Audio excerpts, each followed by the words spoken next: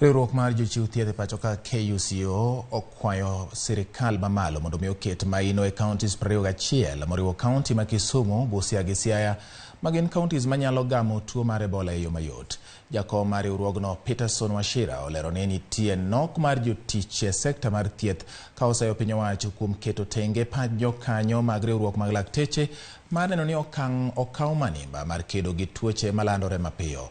Peterson dwaro ni piny owacho mamalo ndik jotich moko kendo ochiw puonj ne jopiny ewi tuo mar Ebola ka gie sani piny libamba ma Uganda ji maromo 38 osegamo tuono ka jomoko 7 osewito ngimagi.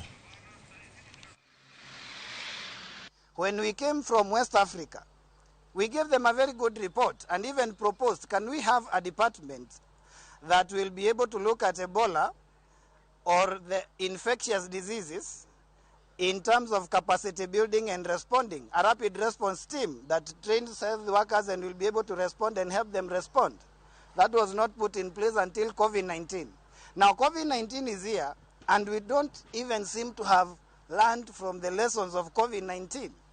We have not been able to learn and try and curb the shortage of health workers that we saw really affected us after COVID-19. Our borders are still very porous and there is no check system that has been put in place. So that's to mean there is no clear surveillance which is there.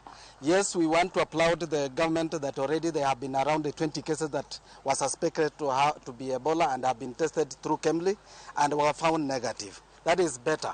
But we want to say categorically, if any case were to turn positive, the issues and the strategies that need to be put